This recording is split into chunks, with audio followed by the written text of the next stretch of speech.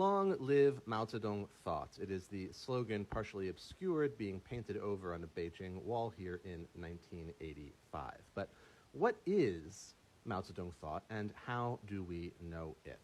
Some people have spent a whole lifetime or a career on this question. One of them is Stuart Schramm. I'll put him in video description, and he will take you through all the different writings and speeches, but more than that, try to distill Mao down into some principles that go across all of his works. An alternative view, and I might count myself among these people, might say to the Schramm position, hold on, that seems like question begging. Now, begging the question is an old-fashioned but useful phrase that once meant assuming the proposition that you actually need to argue. And in this case, it's the idea that is Mao actually proceeding from guiding principles, or alternatively, is he maybe more tactically minded? That is, he finds himself in different kind of real-life situations and then creatively kind of comes up with theory to get to the place that he wants to go. Reasonable people can disagree on this point, but at least one person who I can cite to support my side is actually Chairman Mao himself. In 1942, he's at a place called Yan'an, which was the Chinese Communist Party's base area, and really where the identity of the movement took a lot of its shape. And he gives a lecture at the party cadre school. And it's about the relationship between Marxism, Leninism theory, and the actual work of making revolution. And you have to keep in mind that he's talking here to the intellectuals, people who are training up in theory. And this is what he has to say to them. Marxism-Leninism has no beauty, no mystical value. It is simply very useful. Those of you who regard Marxism and Leninism as religious dogma, I tell you this, your doctrine is less useful than shit. We can see that animal shit can fertilize the fields, and man's can feed the animals. But what about your doctrine? It can't fertilize a field, it can't even feed a dog. What use is it? He was very often a rather blunt guy. And it's in this talk, there's a metaphor that he also returns to elsewhere about Marxism, Leninism, the theory being like the arrow, okay? And the target is the Chinese Revolution. And so it's really about how you're going to make use of it to get to where you want to go.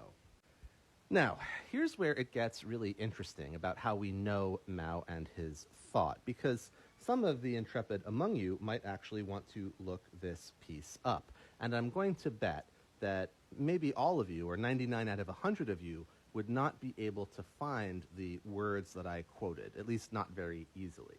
You can try the challenge and come back. But if you're here now, you can probably tell, if you're familiar with Mao at all, that this is coming from this talk that he gave on the 1st of February 1942 that's conventionally called Rectifying the Party's Work Style. Online, which is where everyone starts these days, you might end up at a place called Marxists.org, and you would look through the speech and you would see how it's kind of related to what I told you, but you could find the words I quoted nowhere. So, am I lying? And this is no slight to Marxists.org, which is a really wonderful resource that makes all kinds of texts just free and easily available to people. But you ask, where do they go for their material? And it's coming from a printed book, right, the works collected or selected of Chairman Mao. And you go to the physical copy, and actually it's the same, right? So still you won't find the words I quoted. And then maybe you go back to the Chinese original text, but it's not there either. So it's not a problem of translation. And I should add parenthetically that the translations you'll find of Mao are all good and reliable, so you should never really worry too much about that. But if those words are not in the published works of Chairman Mao coming out of Beijing, what is going on? You need to pause and think about how any kind of important or canonical work is created. And so imagine one of these student editions of Shakespeare, and you're reading The Tempest, and the text might be on one side, but there will be notes, maybe a facing page, and it'll tell you about pronunciations or word meanings and how they've changed over the centuries, and sometimes they'll clue you into uncertainties in the text itself.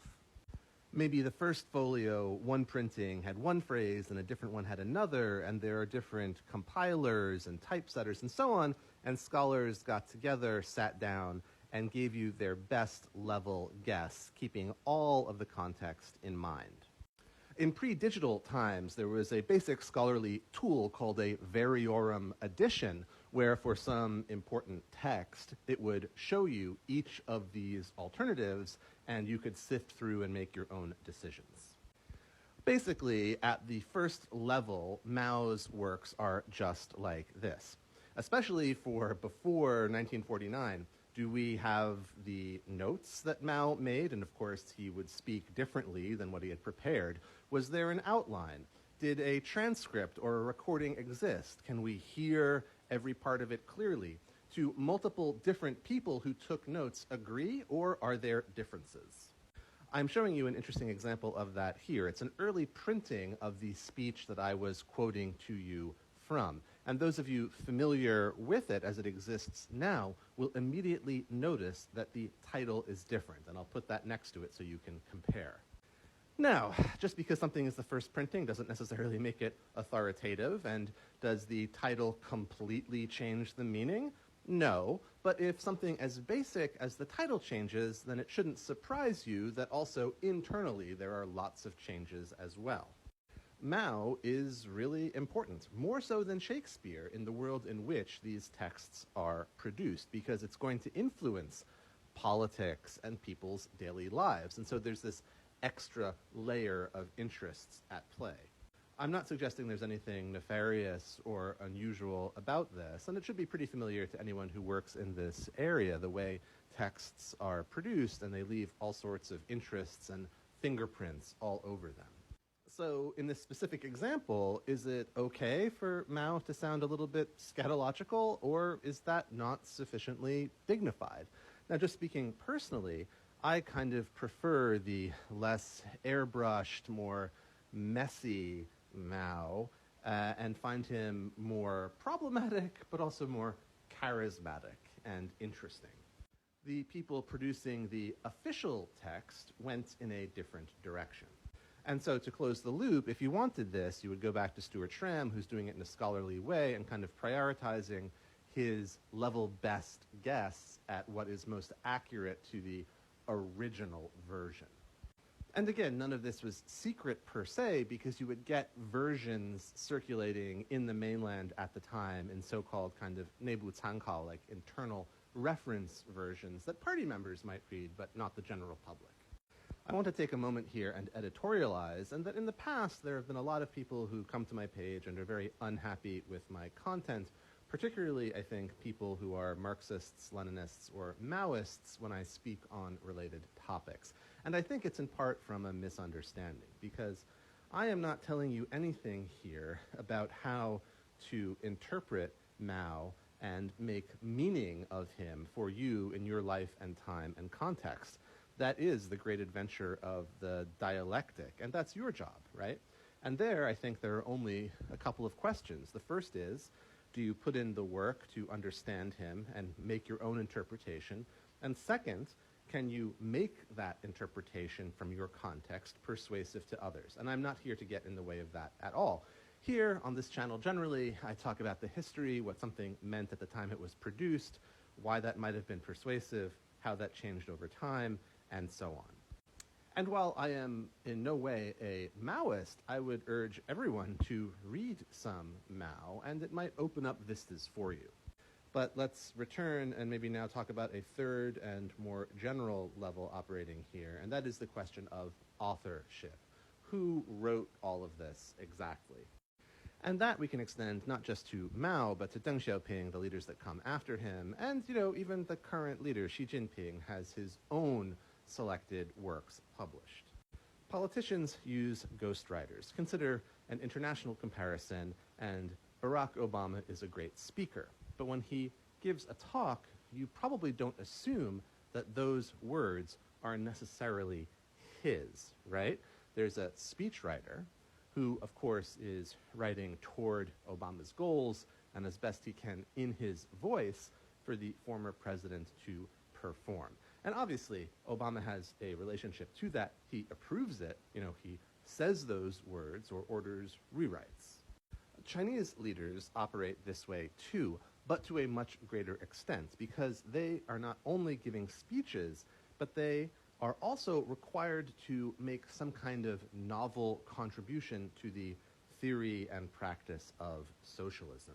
It's much like how in the past emperors were expected to be literary, scholarly types. And so, if you think about the Qianlong emperor, do we think that he wrote the 70,000 poems that have his name on them? Absolutely not. He probably wrote a few, and they were pretty crap. And the rest were written by scholars, so the Qianlong emperor could say he did it. Now, Mao is maybe toward one end of the spectrum in the sense that a lot of the work that bears his name, especially the earlier stuff, the kind of blockbuster hits you might know, he probably really did write them.